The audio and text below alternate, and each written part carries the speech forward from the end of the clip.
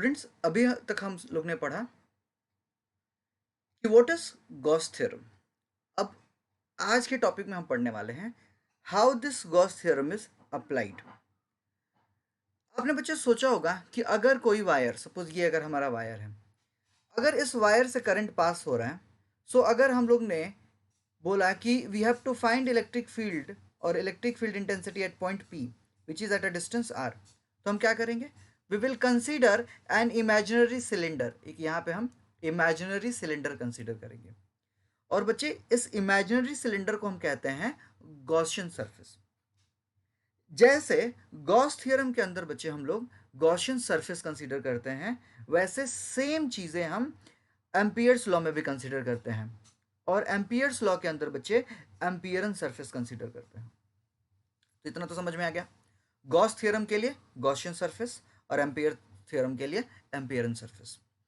सो जैसा मैंने एक एग्जांपल यहाँ पे ड्रॉ किया है, उसको मैं डिलीट करता हूँ और वापस एक्सप्लेन करता हूँ आपको, ताकि इजीली समझ में आ जाए आपको। एक सेकंड रुकिएगा ज़रा।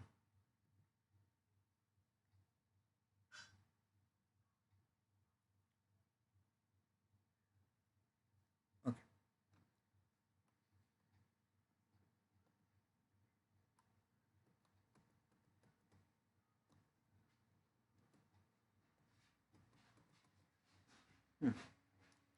So now can I say that बच्चे कि let's, okay, so I think it won't be erased, no problem, it's just a part, so I'll explain here only.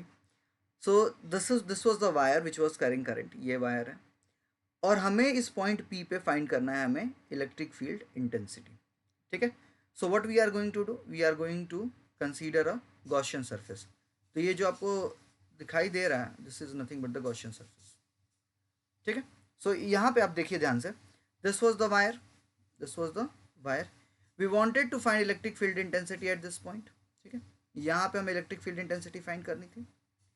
So what we considered बच्चे, we considered a Gaussian surface, so this is nothing but the Gaussian surface. So this is the Gaussian surface.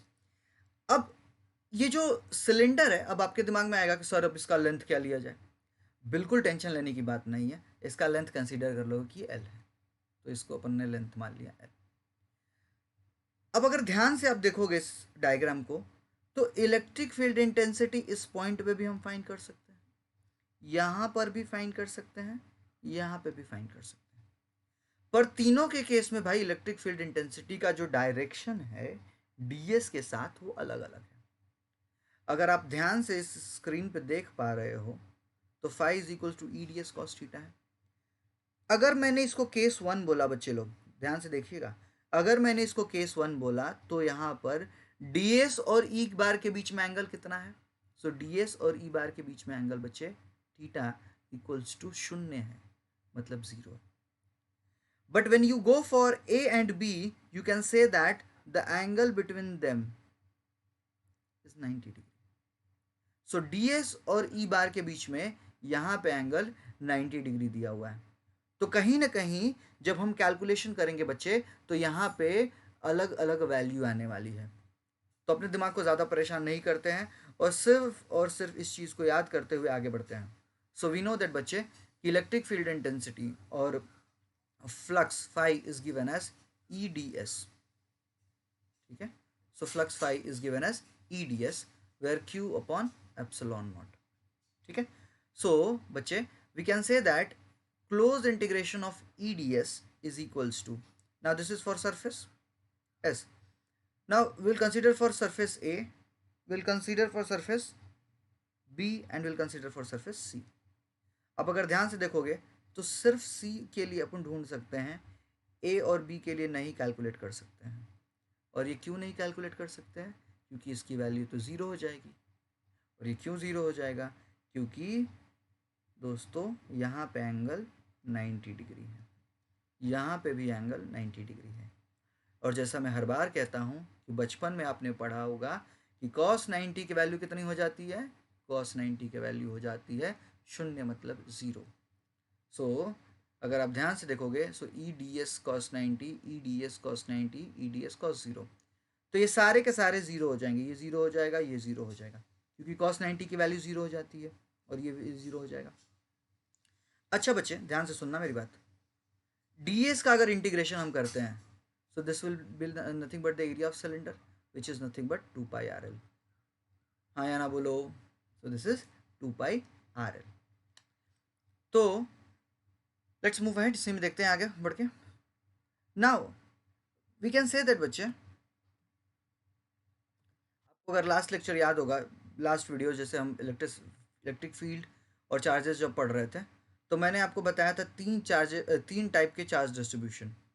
Linear charge distribution, so lambda was q by l।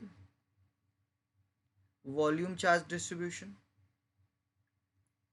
Which was, इसमें कोई tension नहीं है, आपको beta ले लो, rho is equals to q by v। And there was aerial charge distribution, so q by a। now here we are going to find charge per unit length, ठीक है। सो हमें पता है और कुछ ही देर पहले हम लोग ने कैलकुलेट भी किया कि phi is equals to Q upon epsilon naught होता है। किसी को कोई दिक्कत इसमें, क्यू अपॉन एप्सिलॉन नॉट होता है। और अगर यहाँ से क्यू की वैल्यू ले लोगे बच्चे तो this will be equals to lambda L upon epsilon naught. So can I say that lambda, ये एक फर्स्ट पॉइंट हो जाएगा सपोज, और ये हमें पहले ऑलरेडी मिला हुआ था, E into 2πr l is equals to lambda L upon epsilon naught. L को कैंसिल कर दो तो ई की वैल्यू कितनी आ जाएगी, 1/2πr epsilon not lambda are. अब अगर इसको चाहिए, क्योंकि हमें पता है ना बच्चे कि 4π एप्सिलॉन नॉट की वैल्यू क्या होती है, याद करो वो दिन जिसमें हम लोग ने पढ़ा था 9 × 10⁹ तो इस वैल्यू में लाने के लिए हम लोग ने इसको 2 से मल्टीप्लाई डिवाइड किया। So this will become E equals to 1/4π epsilon naught 2 lambda by R. So बच्चे where E is equals to 1/4π epsilon naught 2 lambda by R and unit vector. समझ में आ रही बात है? So the direction of electric field intensity will always be radially outward, हमेशा radially outward रहेगा from positive. And ये तो हम लोग ने बताया, याद है वो दिन जब पॉजिटिव चार्ज में इलेक्ट्रिक फील्ड इंटेंसिटी बाहर हुआ करता था, है ना,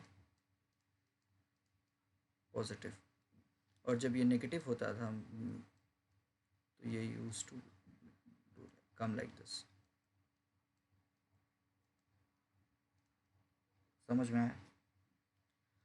सो ये बेसिक सी चीज़ें थी ना। The direction of electric field intensity क्या हो जाएगा, it will B outward for positive and inward for negative. Note, so the electric field intensity is independent of the size of the Gaussian surface. So it does not depend upon the size of the Gaussian surface. Surface बड़ा है छोटा है ना, इस चीज़ों पे वो depend नहीं करता है। It depends only on the distance of point of consideration, जैसे कि मैंने यहाँ पे दिखा।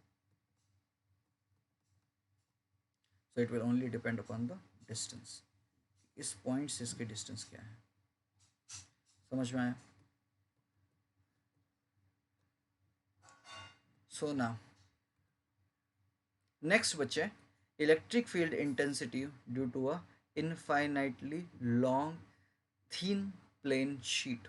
अब देखो यहाँ पे ये हमारा प्लेन शीट हो गया। अब इसमें बहुत इंपॉर्टेंट चीज़ें बताने वाला हूँ। यहाँ पे इलेक्ट्रिक फील्ड इंटेंसिटी इसके वजह से भी आएगा और इलेक्ट्रिक फील्ड इंटेंसिटी इसके वजह से भी आएगा, तो ये बहुत ही ध्यान से याद रखने वाली बात है।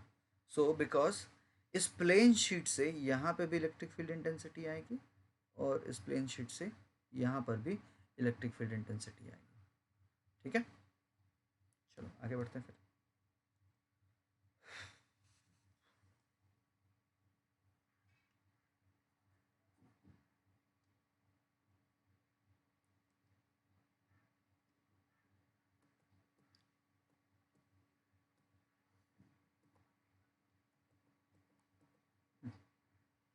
Now see here, as I said you, the electric field intensity, now consider a plane sheet. So what we'll do, we will consider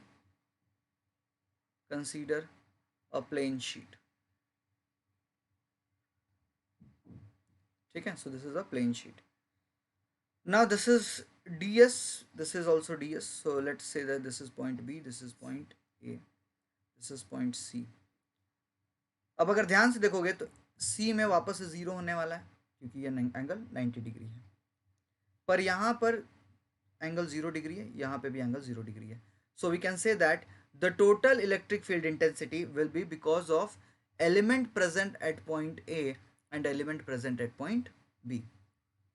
और बच्चे फाई की तो वैल्यू मैंने पहले ही आपको बताया था कि phi is equals to close integration, और इसको ऐसे लिखते हैं, फाई इज इक्वल्स टू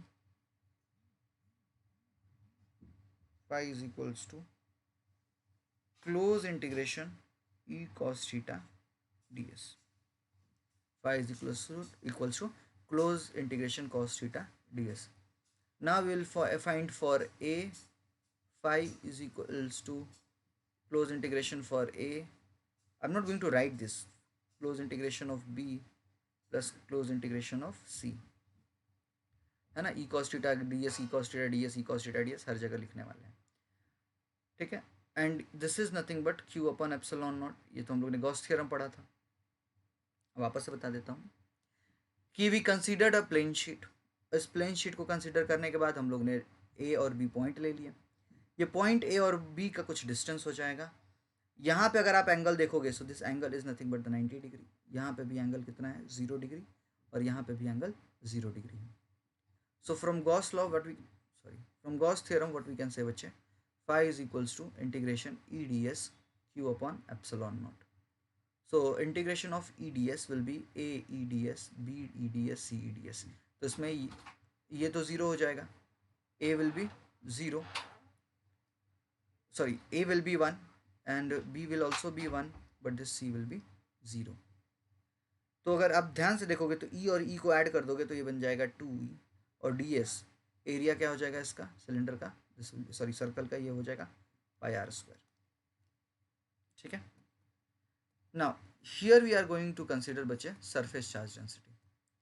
अगर आपको पता होगा, जैसा भी कुछ ही देर पहले मैंने बताया था कि सिग्मा इज इक्वल्स टू क्या हो जाएगा, क्यू बाई ए, और एरिया क्या हो जाएगा बच्चे, Q upon 4 will be sorry pi R square.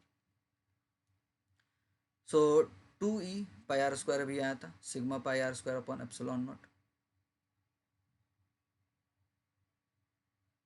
और ये कैंसिल कर दो, आर स्क्वायर और आर स्क्वायर को कैंसिल कर दो. So E is equals to sigma upon 2 epsilon naught. अगर इसको वेक्टर फॉर्म में अगर लिख दोगे so this will become sigma upon 2 epsilon not.